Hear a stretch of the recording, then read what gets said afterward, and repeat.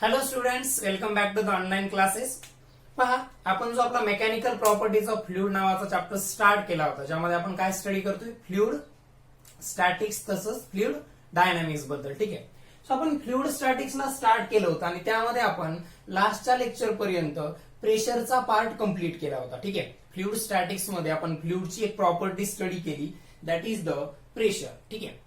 So त्यामध्ये आपण पाहिलं की लिक्विड असो किंवा गॅसेस असो, यांना आपण फ्लुइड म्हणतो, ते कशा प्रकारे प्रेशर ऍक्ट करतात आणि ते प्रेशर कॅल्क्युलेट कसं केलं जातं, तिथपर्यंतचा पार्ट आपण स्टडी केला होता. तसंच लास्ट लेक्चर मध्ये आपण प्रेशर मेजरिंग डिव्हाइसेसचा स्टडी केला. ओके. त्यानंतर पास्कल्स लॉ वगैरे डिस्कस केलं. सो प्रेशर ही जी कन्सेप्ट आहे आपली फ्लुइड स्टॅटिक्सची, ती कम्प्लीट झालेली आहे. ठीक आहे. आज आपण एक फ्लुइडची नवीन प्रॉपर्टी स्टडी करणार आहोत, तिला स्टार्ट करत आहोत, that is the surface tension. ठीक आहे. फ्लुइडची एक नवीन प्रॉपर्टी आपण आजच्या लेक्चरमध्ये स्टार्ट करत आहोत, that is the surface tension. Okay. पहा लक्षात, सरफेस टेन्शन नेमकं काय असतं. पहा, तुम्ही काही नॅचरल फिनॉमिनॉन एक्सपिरियन्स केले असतील.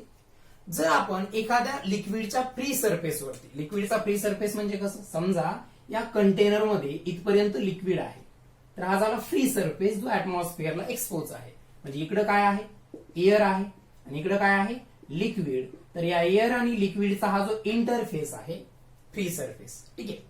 तर या फ्री सरफेस वरती जर तुम्ही एखादी निडल वगैरे टाकली, समजा वॉटरचा फ्री सरफेस आहे, हे लिक्विड काय आहे, समजा वॉटर. ओके. सो वॉटरचा हा फ्री सरफेस आहे, समजा तुम्ही जर त्यावरती निडल वगैरे जर ठेवली, किंवा दुसरं कोणतं लिक्विड असेल त्यावरती निडल वगैरे, टाचन, सुई वगैरे जर ठेवली, तर ती फ्लोट होते. त्याच्यावरती काय होते, फ्लोट होते, तरंगते. ऍक्च्युली जो ज्या मेटल पासून ती निडल वगैरे बनलेली असेल, तो मेटल तर जास्त डेन्सिटीचा आहे मध्ये असलेल्या लिक्विड पेक्षा, तरीही ती निडल या लिक्विडच्या सरफेसवरती काय झाली, फ्लोट झाली. अनदर एक्झाम्पल, तुम्ही मॉस्किटो वगैरे पाहिले असतील, तर ते वॉटरवरती चालतात.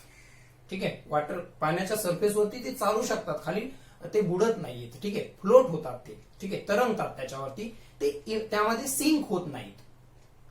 किंवा मग तुम्ही जर सेप पाहिला असेल, ड्रॉपलेट्सचा सेप पाहिला असेल, वॉटर ड्रॉप्स वगैरे असतात. ठीक आहे. पावसाळ्यामध्ये झाडाच्या पानावरती वगैरे पाऊस पडून गेल्यानंतर जे पाण्याचे थेंब असतात, वॉटर ड्रॉप्स असतात, त्यांचा सेप जो असतो तो स्पेरिकल असतो. त्यांचा सेप जो असतो तो स्पेरिकल असतो. तसं सोप बबल वगैरे, आपण साबण वगैरे वापरून जर बबल्स वगैरे तुम्ही लहानपणी खेळला असेल, फॉर्म केले असतील, तर त्यांचा सुद्धा सेप स्पेरिकल असतो. त्यांचा सुद्धा सेप काय असतो, स्पेरिकल असतो. ओके. तर हे जे एक्झाम्पल्स आहेत पहा, की एखाद्या फ्री लिक्विडच्या सरफेसवरती निडल फ्लोट होणे, किंवा ते जे वॉटर स्पायडर असतात किंवा मॉस्किटोज असतात, ते त्या फ्री सरफेसवरती इझिली चालू शकतात, किंवा वॉटर ड्रॉप्स असतील किंवा मग बबल्स असतील, यांचा सेप स्पेरिकलच असतो, वगैरे वगैरे. तर हे जे एक्झाम्पल्स आहेत, हे जे फिनॉमिनॉन आहेत, हे कोणत्या प्रॉपर्टीमुळे तो लिक्विड शो करतोय, the property is called as a surface tension. Property is called as a surface tension. या सरफेस टेन्शन याच प्रॉपर्टीमुळे हे फिनॉमिनॉन काय होतात, शो केले जातात त्या पर्टिक्युलर लिक्विड मार्फत. ओके. तर आता हे झाले एक्झाम्पल्स जे आपण आपल्या अवतीभोवती पाहू शकतो. ऍक्च्युली टेक्निकल टर्म्स मध्ये सरफेस टेन्शन काय आहे त्याचं थोडं आता एक्सप्लेनेशन आपण पाहणार आहोत.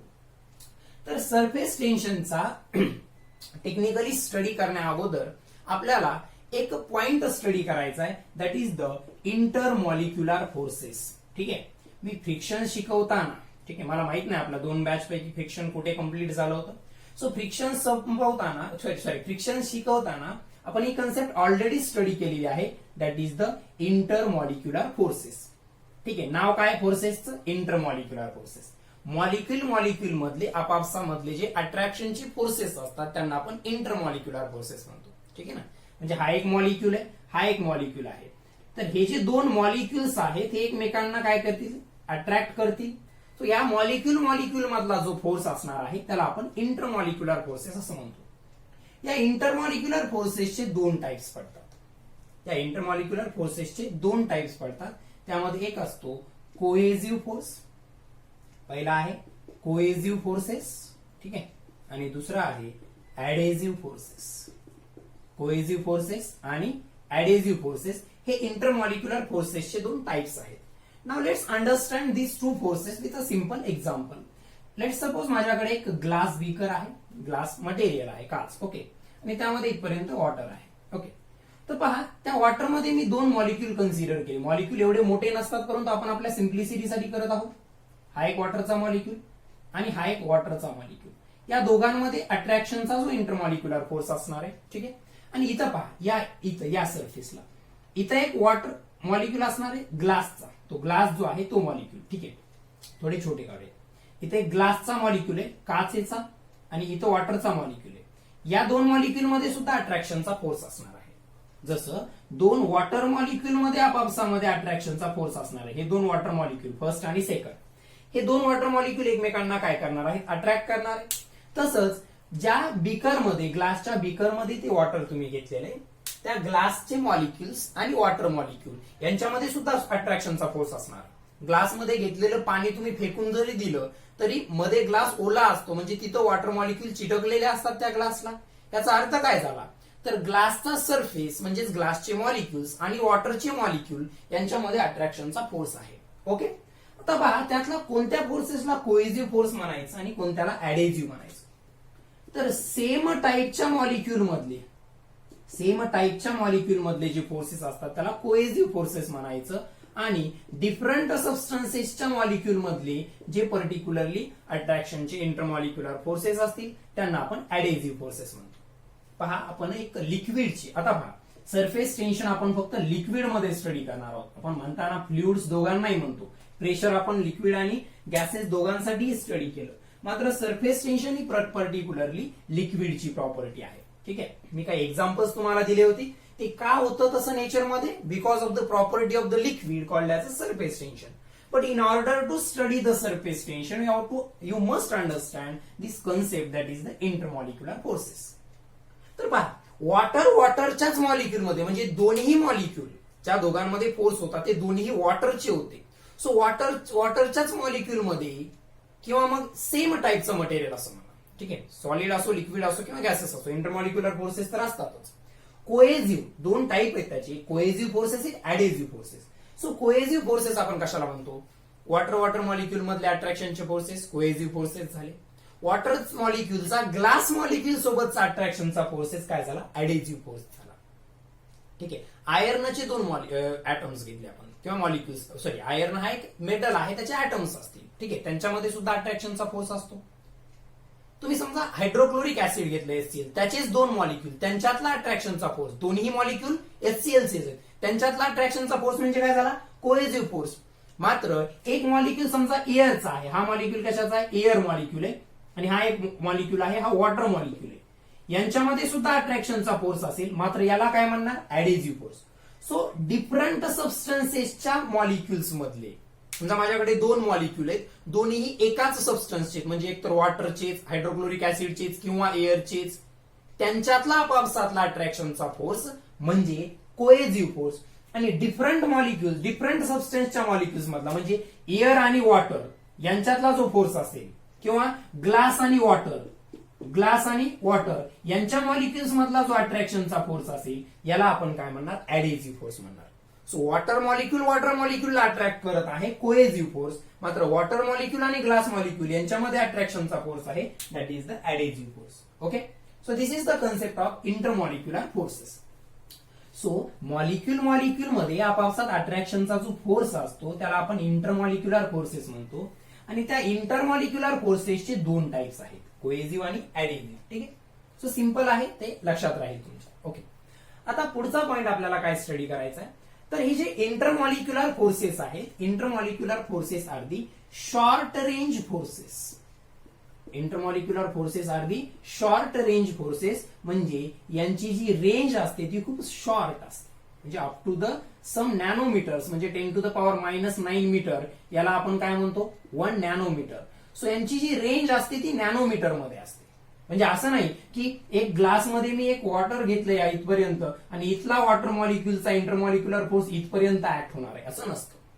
तो त्याच्या सर्टन रेंज मध्येच इंटरमॉलिक्युलर फोर्स ऍक्ट करू शकतो, आणि ही रेंज खूप कमी आहे, ती नॅनोमीटर मध्ये आहे. म्हणून इंटरमॉलिक्युलर फोर्सेसला आपण शॉर्ट रेंज फोर्सेस असं म्हणतो. इंटरमॉलिक्युलर फोर्सेसला आपण काय म्हणतो, शॉर्ट रेंज फोर्सेस म्हणतो. त्याला कारण आहे यांची रेंज, म्हणजे एक मॉलिक्यूल दुसऱ्या मॉलिक्यूलवरती जो intermolecular force of attraction act करतो तो खूप लार्ज डिस्टन्सेस पर्यंत ऍक्ट करू शकत नाही, त्याची रेंज खूप कमी असते, म्हणून याला आपण एक शॉर्ट रेंज फोर्स म्हणतो. काय म्हणतो? शॉर्ट रेंज फोर्स म्हणतो. ठीक आहे. सो पहिली डेफिनेशन त्यामध्ये आपल्याला स्टडी करायची आहे, that is the range of intermolecular force. Range of intermolecular force. Range of intermolecular force. So कशाला म्हणणार range of intermolecular force? The maximum distance. ठीक आहे. Maximum distance up to which, maximum distance up to which a molecule can act, molecule can apply असं म्हणूयात आपण, molecule can apply intermolecular force of attraction, intermolecular force of attraction, intermolecular force of attraction, it is called as a range of intermolecular force. It is the maximum distance. म्हणजे कसं पहा, समजा हा एक molecule आहे, हा एक मॉलिक्यूल आहे आणि हा त्याच्या भोवतीच्या एवढ्या रिजन मध्ये काय करू शकतो, ही खूप कमी आहे, शॉर्ट रेंज आहे, आपण आताच पाहिलं. So range of intermolecular force कशाला म्हणायचं? समजा हा मॉलिक्यूल आहे, तर हा मॉलिक्यूल इथं या मॉलिक्यूलवरती फोर्स ऍड करू शकतो, लास्टली याच्या मधल्या करू शकतो, इकडच्या मॉलिक्यूलवरती फोर्स ऍड करू शकणार नाही. म्हणजे हे डिस्टन्स मॅक्झिमम झालं, या मॉलिक्यूल पासूनच हे मॅक्झिमम डिस्टन्स झालं. ऍक्च्युली हे नॅनोमीटर मध्ये असणार आहे, लक्षात घ्या. हे मॅक्झिमम डिस्टन्स झालं जिथपर्यंत त्याचा इंटरमॉलिक्युलर फोर्स ऍक्ट होतो. म्हणजे याच्या बाहेर हा मॉलिक्यूल ए, समजा हा मॉलिक्यूल ए आहे, हा मॉलिक्यूल ए इथल्या मॉलिक्यूलवरती फोर्स ऍक्ट करू शकतो, इथल्या करू शकतो, इथल्या करू शकतो, मॅक्स इथपर्यंतच्या मॉलिक्यूलवरती समजा फोर्स ऍक्ट करू शकतो. तर हे सगळ्या डायरेक्शन मध्ये तेवढ्याच रेंज मध्ये फोर्स ऍक्ट करेल. ओके. तर हे जे मॅक्झिमम डिस्टन्स असतं एखाद्या मॉलिक्यूल पासूनचं, एखाद्या मॉलिक्यूल पासूनचं जे मॅक्झिमम डिस्टन्स असतं जिथपर्यंत त्याचा इंटरमॉलिक्युलर फोर्स ऑफ अट्रॅक्शन तो अप्लाय करू शकतो दुसऱ्या मॉलिक्युल्स वरती, त्याला आपण रेंज ऑफ इंटरमॉलिक्युलर फोर्स म्हणायचं. मग रेंज ऑफ इंटरमॉलिक्युलर फोर्सच्या मध्ये जेवढे मॉलिक्युल्स येतील तेवढ्यावरती तो फोर्स ऍक्ट करेल. इंटरमॉलिक्युलर रेंजच्या बाहेर म्हणजे इकडच्या मॉलिक्यूलवरती तो given molecule intermolecular force of attraction apply करू शकणार नाही. ओके. सो सिंपल आहे. मॅक्झिमम डिस्टन्स, एखाद्या मॉलिक्यूल पासूनचा मॅक्झिमम डिस्टन्स जिथपर्यंत तो त्याचा इंटरमॉलिक्युलर फोर्स दुसऱ्या मॉलिक्युल्स वरती ऍक्ट करू शकतो. मग हे एवढं डिस्टन्स मॅक्झिमम झालं. समजा लास्ट कोणता मॉलिक्यूल आहे, हा ए इथपर्यंत फोर्स ऍक्ट करू शकतो, इकडच्या मॉलिक्यूलवरती करू शकत नाही, म्हणजे मधल्या सगळ्यांवरती करू शकतो. म्हणजे इंटरमॉलिक्युलर रेंज मध्ये येणाऱ्या सगळ्या मॉलिक्युल्स वरती गिवन मॉलिक्यूल फोर्स ऍक्ट करू शकतो. So this is the concept of range of intermolecular force. Okay. हे मॅक्झिमम डिस्टन्स आहे जिथपर्यंत, आणि हे कशामध्ये असणार आहे? ऑब्व्हियसली कशामध्ये असणार आहे? नॅनोमीटर मध्ये असणार आहे. ओके. सो हे एवढं डिस्टन्स मॅक्झिमम, याच्यापेक्षा जास्त डिस्टन्स वरती असणाऱ्या मॉलिक्यूल वरती हा फोर्स ऍक्ट करू शकणार नाही. So maximum distance up to which a molecule can apply its intermolecular force of attraction, it is called as a range of intermolecular force. Range of intermolecular force. Okay. Now next definition is a sphere of influence. Next is a sphere of influence. Sphere of influence. Okay. यासाठी मी परत एक beaker घेतो, त्यामध्ये water दाखवतो. इथपर्यंत समजा water आहे आणि त्यामध्ये एक मॉलिक्यूल घेतला मी ए या ठिकाणी. आता स्फियर ऑफ इन्फ्लुएन्स म्हणजे काय? मी त्याच्या भोवती एक इमॅजिनरी स्फियर ड्रॉ केला. ठीक आहे. एवढा मोठा नसतो तो, कारण ते नॅनोमीटर मध्ये डिस्टन्स आपल्याला माहिती आहे. तर पहा, हा मॉलिक्यूल या डायरेक्शनला इथपर्यंतच्या मॉलिक्यूलवरती फोर्स ऍक्ट करू शकतो. ठीक आहे. इथपर्यंतच्या, या डायरेक्शनला सुद्धा इथपर्यंतच्या, म्हणजे सगळ्या डायरेक्शन मध्ये त्याची रेंज ऑफ इंटरमॉलिक्युलर फोर्स काय असणार आहे? सेम असणार आहे. रेंज ऑफ इंटरमॉलिक्युलर फोर्स काय असणार आहे? त्याची सगळ्या डायरेक्शन मध्ये सेम असणार आहे. मग आता लक्षात घ्या, हा मॉलिक्यूल इकडे मॅक्झिमम इथपर्यंतच्या मॉलिक्यूलवरती फोर्स ऍक्ट करू शकतो, इकडे इथपर्यंतच्या, इकडे इथपर्यंतच्या. म्हणजे तो मॉलिक्यूल जो आहे, आपण जो मॉलिक्यूल कन्सिडर केलाय, समजा त्याचं नाव ए आहे, तर तो ए मॉलिक्यूल त्याच्या सराउंडिंग मध्ये असलेल्या मॉलिक्यूलमुळे इंटरमॉलिक्युलर फोर्स त्याच्यावरती ऍक्ट होतोय आणि तो सुद्धा त्यांच्यावरती ऍक्ट करतोय. मग या साईडची त्याची मॉलिक्युलर रेंज आणि या साईडची वेगवेगळी असणार आहे का? नाही. म्हणजे या साईडला तो मॅक्झिमम जेवढ्या डिस्टन्स पर्यंत फोर्स ऍक्ट करू शकतो तेवढंच या साईडला. मग स्फियर ऑफ इन्फ्लुएन्स म्हणजे काय असतं? तर आपण एक इमॅजिनरी स्फियर ड्रॉ केला. आपण इमॅजिनरी स्फियर ड्रॉ केला. कशा प्रकारे? आपण जो मॉलिक्यूल कन्सिडर केलाय, मॉलिक्यूल अंडर स्टडी, हा मॉलिक्यूल आपला कन्सिडरेशन मधला ज्याचा आपण स्टडी करतोय, तर त्या मॉलिक्यूलला सेंटर कन्सिडर करून पहा स्फिअर ऑफ इन्फ्लुएन्स कशाला म्हणायचं. So sphere of influence is nothing but it is a imaginary sphere drawn. It is a imaginary, दिलेल्या मॉलिक्यूल साठीचा स्फिअर ऑफ इन्फ्लुएन्स काय असतो ते आपण डिफाइन करतोय. So sphere of influence is nothing but the imaginary sphere drawn with given molecule as a center,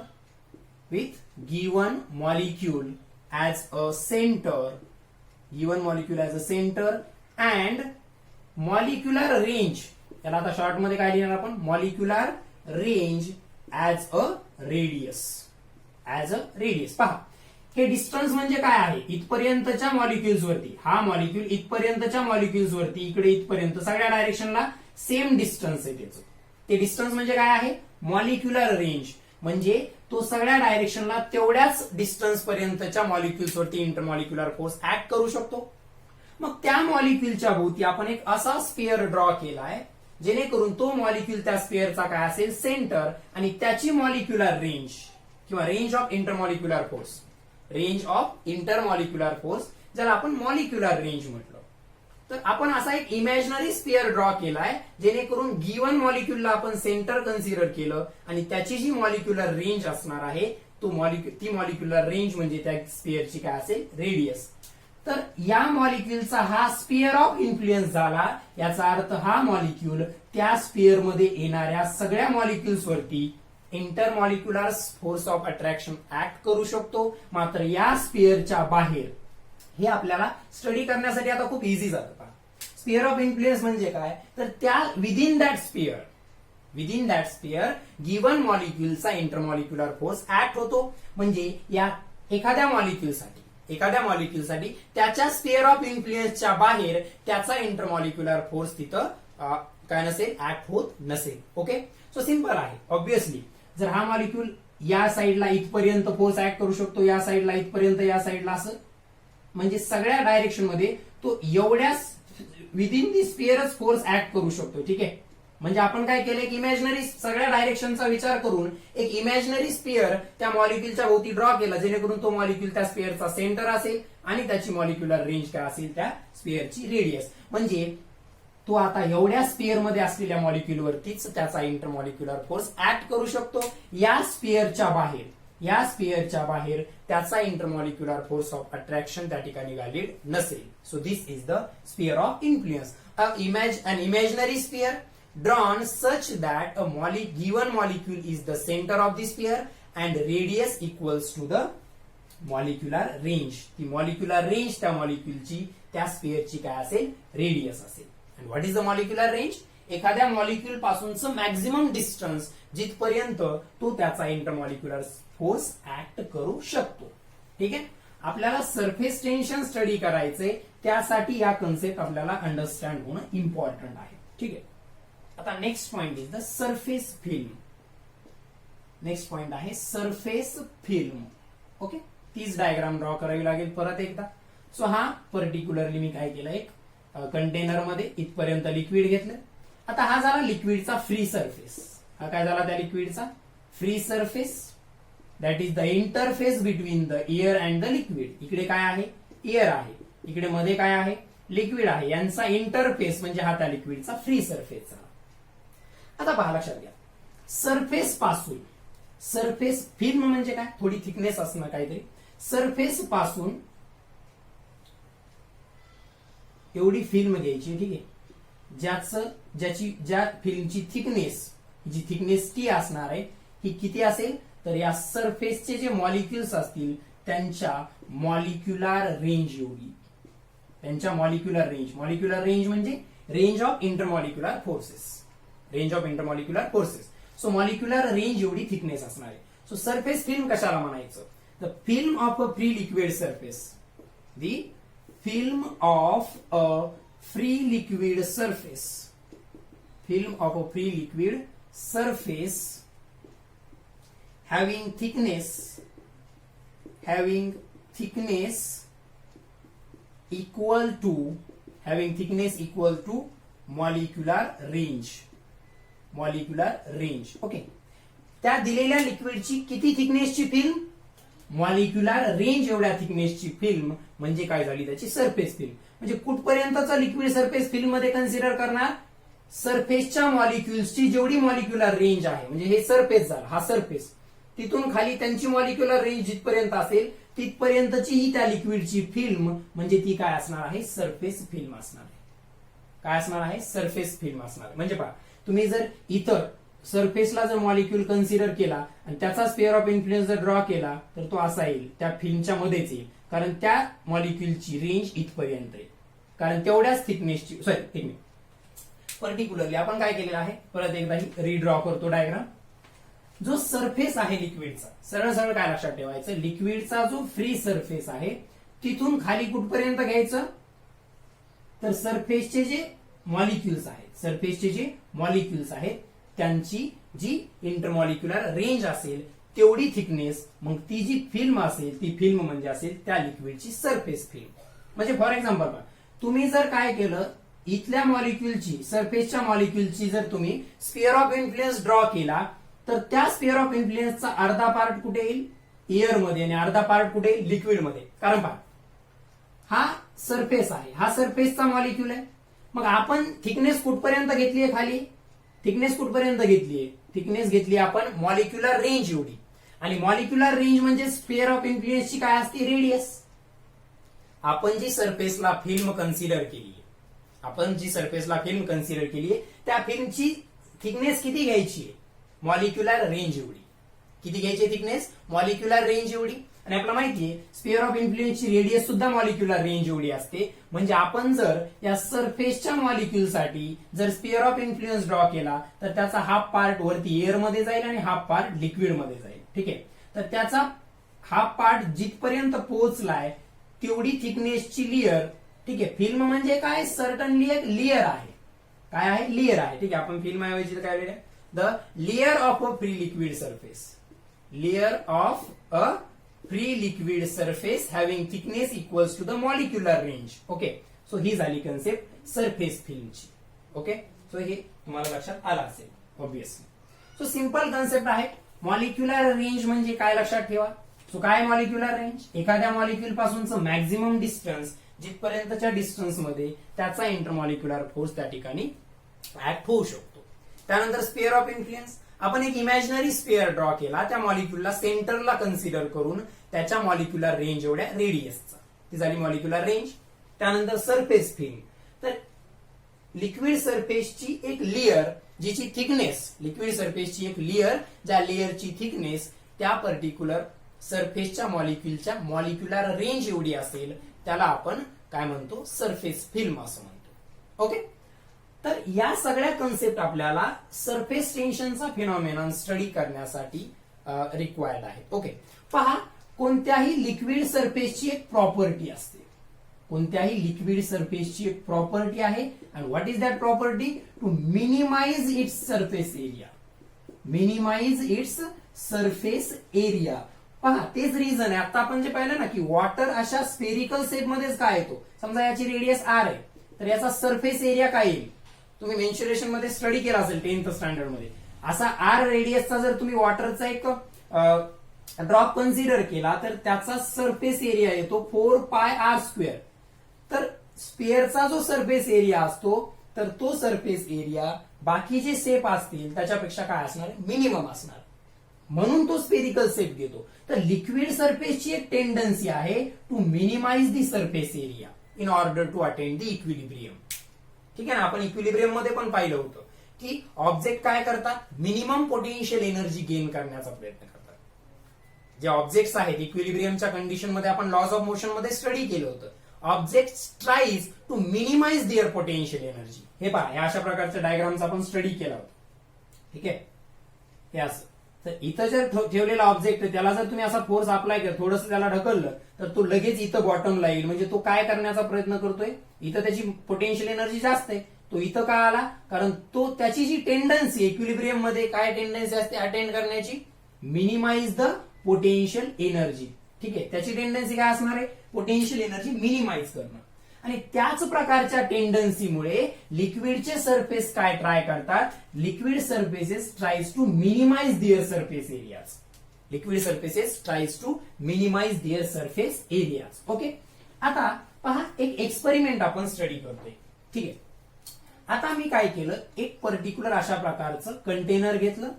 या container मध्ये इथं काय आहे, लिक्विड आहे इथपर्यंत, आणि हे जी मी इथं डॉटेड दाखवतोय लाईन. ठीक आहे, तर ही एवढी जी थिकनेस टी दाखवतोय मी इथं, ही थिकनेस टी जी दाखवली ती कशाची आहे, सरफेस फिल्मची आहे. आता मी काय कन्सिडर केलं लक्षात घ्या, इथं एक मॉलिक्यूल कन्सिडर केला आणि त्याचा स्पिअर ऑफ इन्फ्लुएन्स ड्रॉ केला. एक molecule well inside the liquid, त्या लिक्विडच्या मध्ये एक मॉलिक्यूल कन्सिडर केला आणि त्या मॉलिक्यूलचा मी स्पिअर ऑफ इन्फ्लुएन्स ड्रॉ केला.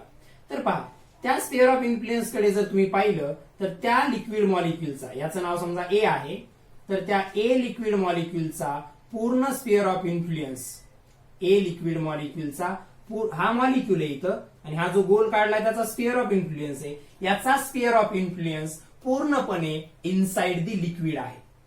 इनसाइड दी लिक्विड आहे म्हणजे कसं असेल बा, हा तो ए मॉलिक्यूल आहे, त्याच्या इथं एक मॉलिक्यूल असेल तर इथं एक असेल, इथं एक मॉलिक्यूल असेल तर इथं एक असेल, इथं एक असेल तर इथं एक, म्हणजे त्याच्या सराउंडिंग मध्ये दुसरे मॉलिक्युल्स, आपण वॉटर घेतलं याच्यामध्ये, काय घेतलंय, वॉटर, आणि त्यासाठी आपला हा मॉलिक्यूल आपण घेतला ए, तर त्याच्या भोवताली हे वॉटरचे मॉलिक्यूल इव्हनली डिस्ट्रीब्युटेड असतील. म्हणजे हा मॉलिक्यूल जर त्याला डायमेट्रिकली अपोजिट एंडला मॉलिक्युल्स असतील, म्हणजे हा त्याला इकडे ओढत असेल तर हा एक्झॅक्टली अपोजिट डायरेक्शनला ओढतोय, हा इकडे ओढत असेल तर हा एक्झॅक्टली अपोजिट डायरेक्शनला, हा इकडे ओढतोय तर हा एक्झॅक्टली इकडे ओढतोय.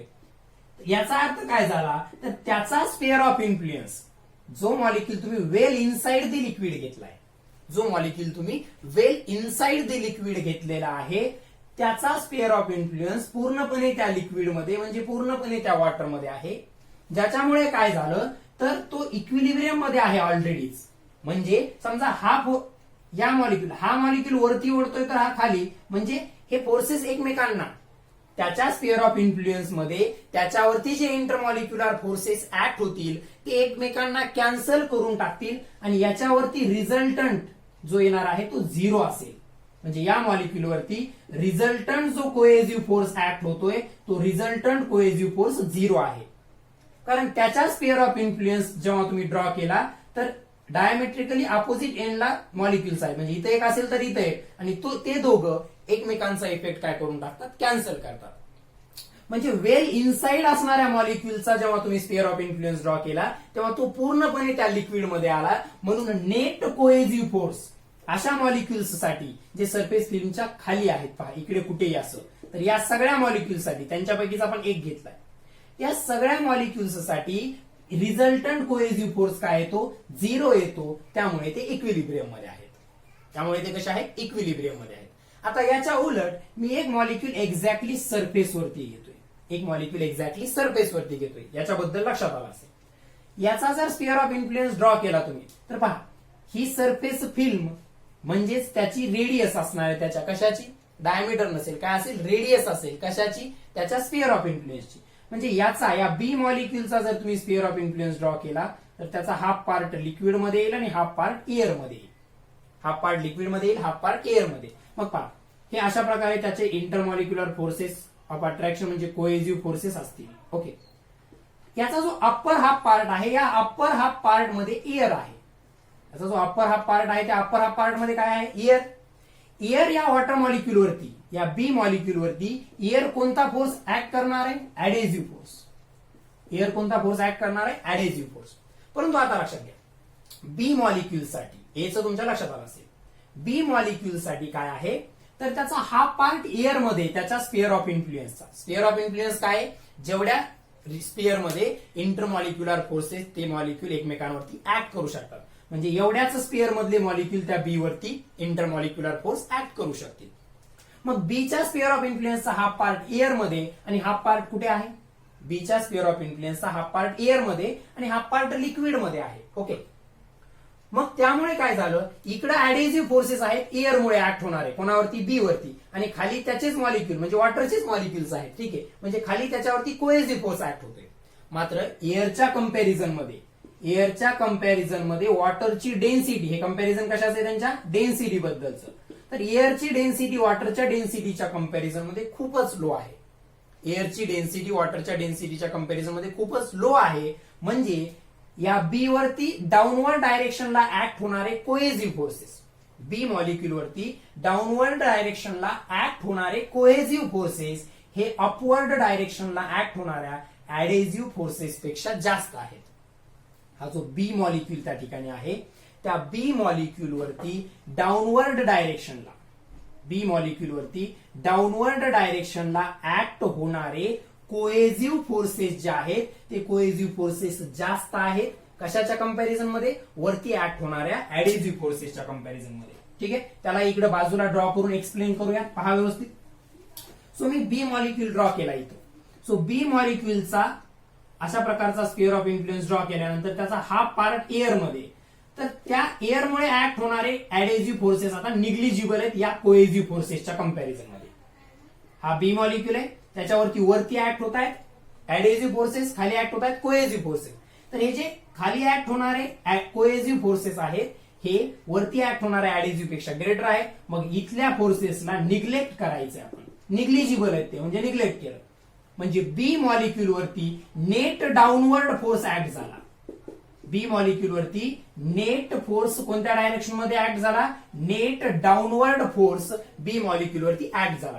एचा तुम्ही जेव्हा विचार केला, एच्या सराउंडिंग मध्ये सगळीकडे वॉटरच आहे, म्हणजे त्याचा स्फिअर ऑफ इन्फ्लुएन्स पूर्णपणे वॉटरमध्ये आहे. एचा स्फिअर ऑफ इन्फ्लुएन्स पूर्णपणे वॉटरमध्ये आहे आणि मग बीचा मात्र हाफच स्फिअर ऑफ इन्फ्लुएन्स वॉटरमध्ये, अर्धा एअरमध्ये. म्हणून काय झालं? बी वरती net downward cohesive forces act झाले. बी वरती net downward cohesive forces act झाले. असंच इथं असणारा एखादा दुसरा मॉलिक्यूल घेतला त्याचंही सेम होईल, त्याच्यावरती नेट डाऊनवर्ड फोर्स ऍक्ट होईल. किंवा तुम्ही सरफेस फील्ड मध्ये एखादा मॉलिक्यूल घेतला इथं, तर त्याचा स्फिअर ऑफ इन्फ्लुएन्स कसा असेल? पहा, सरफेसचा मॉलिक्यूल आणि सरफेस फील्ड मधले दुसरे मॉलिक्यूल्स यांच्यात काय फरक आहे? हा जर घेतला असता तर त्याचा थोडासाच पार्ट एअरमध्ये आला असता, मॅक्झिमम पार्ट कुठे राहिला असता? वॉटरमध्ये. तुम्ही जर सरफेस फील्ड मध्ये मॉलिक्यूल थोडा खाली घेतला असता सरफेसला न घेता, तर त्याचा थोडा पार्ट एअरमध्ये आणि मॅक्झिमम पार्ट वॉटरमध्ये राहिला असता. आणि एक्झॅक्टली सरफेसच्या मॉलिक्यूलसाठी हाफ पार्ट एअरमध्ये हाफ पार्ट वॉटरमध्ये राहतो. पहा, मात्र याच्याही कंडिशन मध्ये काय होणार आहे? ठीक आहे, त्याला सेपरेटली पाहूयात नंतर. सध्या बी वरती कॉन्सन्ट्रेट करा, म्हणजे सरफेसच्या मॉलिक्यूल वरती कॉन्सन्ट्रेट करा. याचा अर्थ सरफेसच्या मॉलिक्यूल वरती काय होत आहे? Net downward force cohesive force act होतोय, कारण वरती तर वॉटर नाहीये, वरती एअर आहे आणि एअरच्या ऍडेसिव्ह फोर्सेस वॉटरच्या त्या कोहेसिव्ह फोर्सेस पेक्षा कमी आहेत खूपच, म्हणजे निग्लिजिबल आहेत, त्यांना आपण निग्लेक्ट केलं. ओके, सो अशा प्रकारे. मग आता याचा अर्थ सरफेसला असलेले जे मॉलिक्युल्स आहेत त्या सगळ्या मॉलिक्युल्स वरती नेट डाऊनवर्ड फोर्स ऍक्ट होत आहे. त्या सगळ्या मॉलिक्युल्स वरती काय होत आहे? नेट डाऊनवर्ड फोर्स ऍक्ट होतोय. आणि नेट डाऊनवर्ड फोर्स ऍक्ट झालाय, त्याच्यामुळे जो लिक्विडचा जो सरफेस आहे, लिक्विडचा जो सरफेस आहे, free surface, it looks like a stretched membrane. It looks like a stretched membrane. Okay, एक ताणल्यासारखा दिसेल. लिक्विडचा तो फ्री सरफेस काय होईल? ताणल्यासारखा दिसेल. कारण पहा, या लिक्विडच्या सरफेसचे जे मॉलिक्युल्स आहेत त्यांच्यावरती नेट डाऊनवर्ड पुल ऍक्ट झाल्यामुळे तो मॉलिक्यूल खाली जाण्याचा प्रयत्न करेल.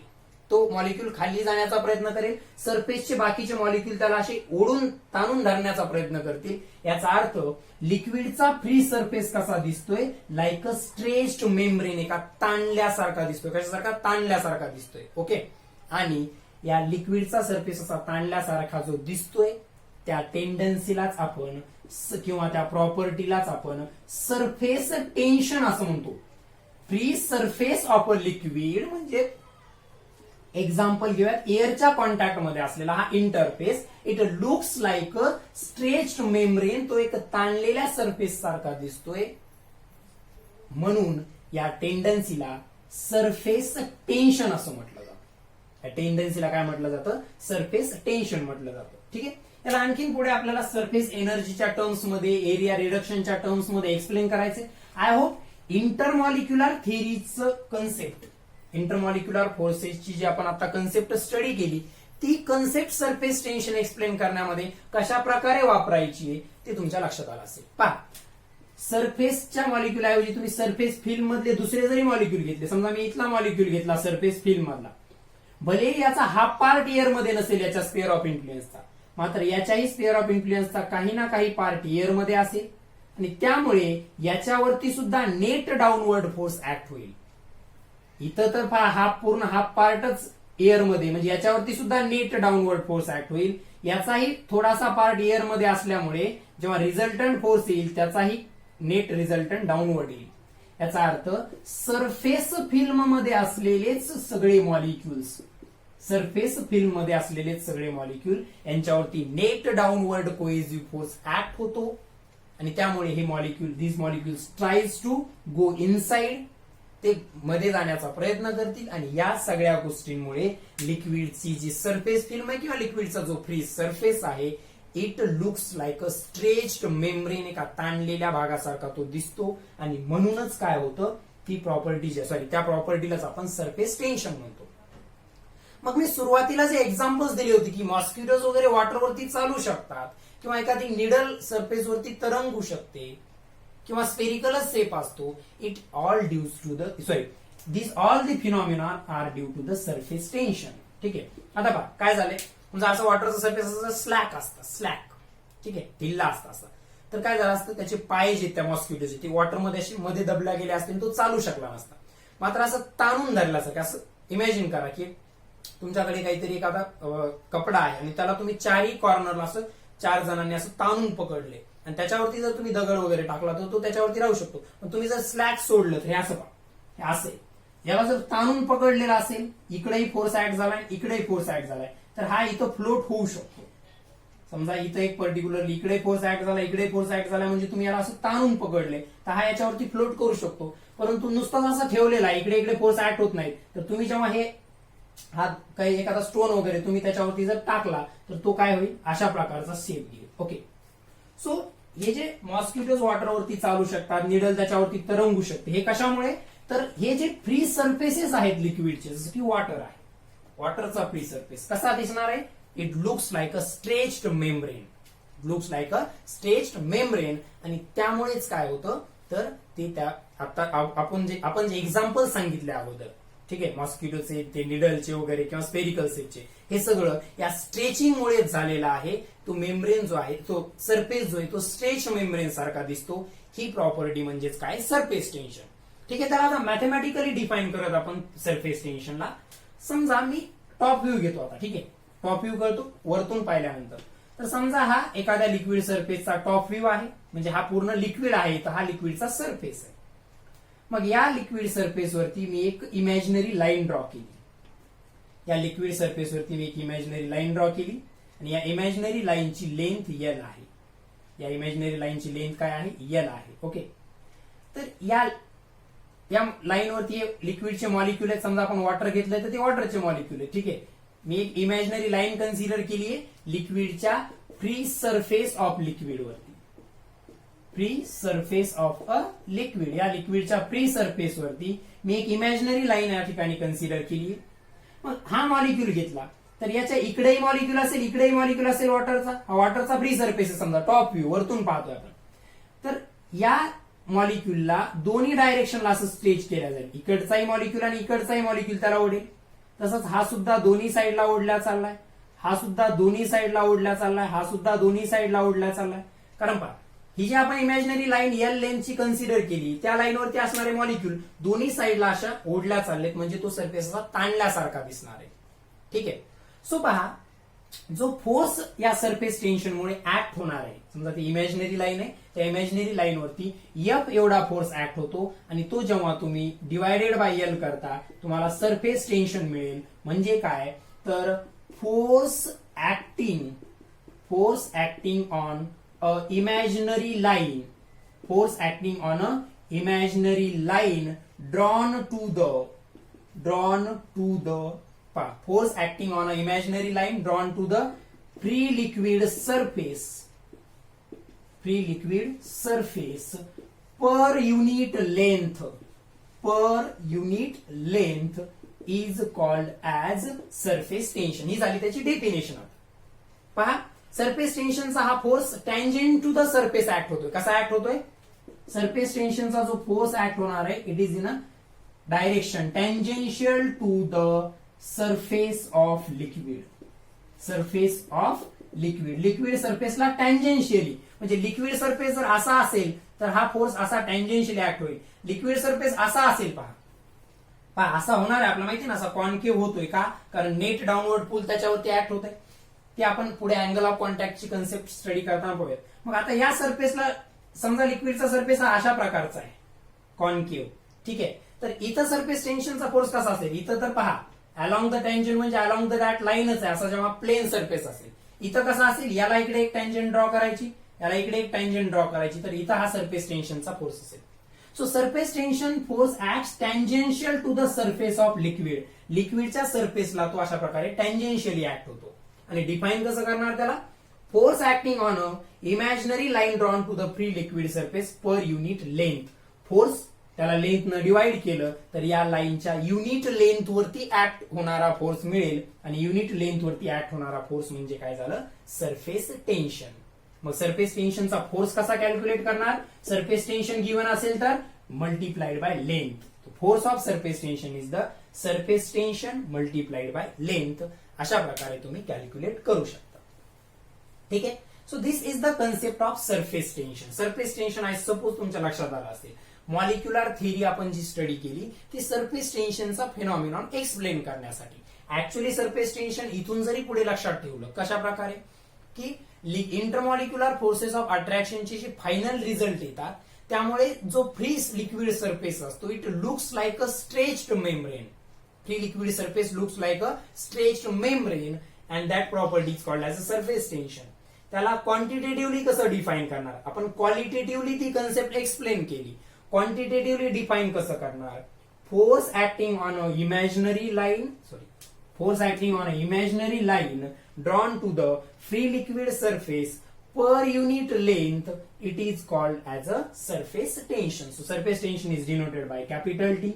त्याला कॅल्क्युलेट कसं करणार, force divided by that length. अशा प्रकारे तुम्ही त्याचे कॅल्क्युलेशन करू शकता. ठीक आहे.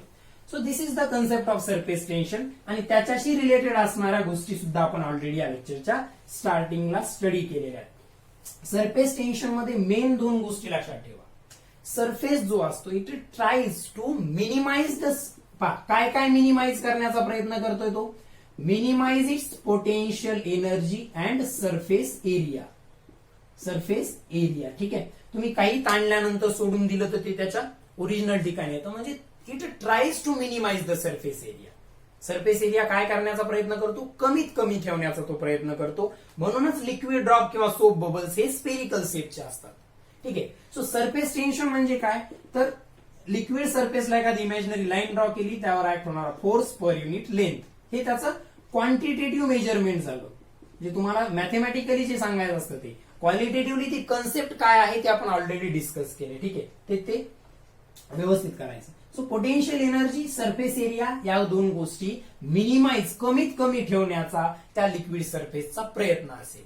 ठीक आहे. तर पहा, सरफेस फिल्म बद्दल आपण स्टडी केलं होतं. तर त्या सरफेस फिल्मच्या मॉलिक्युलची जी पोटेन्शियल एनर्जी असते, सरफेस फिल्म मध्ये जे मॉलिक्युल्स असतील त्यांची जी पोटेन्शियल एनर्जी असते त्याला आपण सरफेस एनर्जी म्हणतो. सरफेस फिल्म मध्ये जे मॉलिक्युल्स असतील त्यांची जी पोटेन्शियल एनर्जी त्याला आपण सरफेस एनर्जी म्हणतो. आणि आता आपण सरफेस टेन्शन स्टडी केलं.